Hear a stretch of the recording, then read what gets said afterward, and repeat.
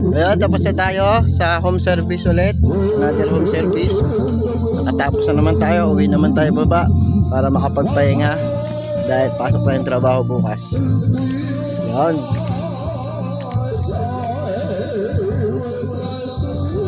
Sino mag-aakala na sa gitna ng kagubatan mayroong videoke?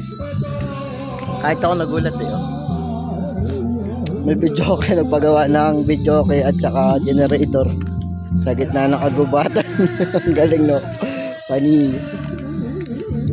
Yan, siya lang. Kahit anong ngal-ngal lang gawin mo, walang magre-reklamong barangay. Diyan ka pa. Kaya kung ikaw gusto mo nang magdamagan o anli videoke, dito ka tumira sa bundok, kaya ka bumili ng videoke. Kaya kami tropa mo, kaya hanggang magkaubusan kayo ng boses. Galing, no? Oo. Tila mo yung bahay niya, yun lang, ang liit lang, pero may videoke. Panis.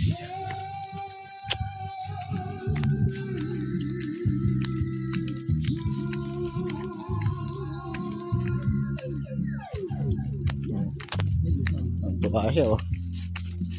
Bala tayo. Ito kasama natin ang ating tour guide. Tour guide Mikay. Mikay, halika na. Mikay, kumusta? Okay ka lang doon? Uwi na tayo? Una ka na. Una ka na. Sige, ako na mauna. Kita mo? Ikaw na mauna kasi. Una ka na. Madudulas pa tayong dalawa. Bukas naman, pasok naman tayo sa bayan kasi may trabaho tayo sa bayan na yun talaga yung pinakatrabaho, main job natin, job order. Ito yung mga ginagawa ko, yung mga ginagawa ko, yung pagkaayos ng motor, pag-aayos ng generator, pag-aayos ng gitara. Yun ay sideline lang natin para meron tayong extra kita para sa mga other expenses natin, katulad ng gasolina sa kabaon sa trabaho. Kasi kung doon tayo magre-rely sa sasahudin natin, mahihirapan kasi meron pa tayong mga sanggol na pinapa-dede.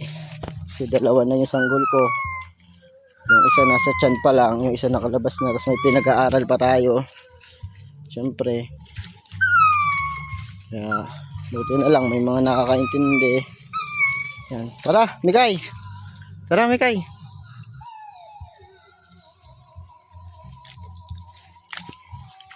Umiiyak.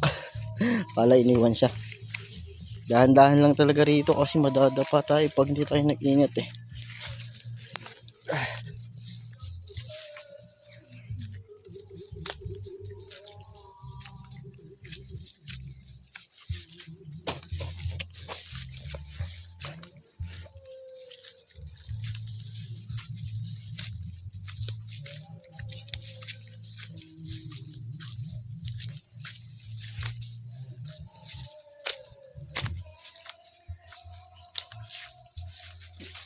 Yun, oh.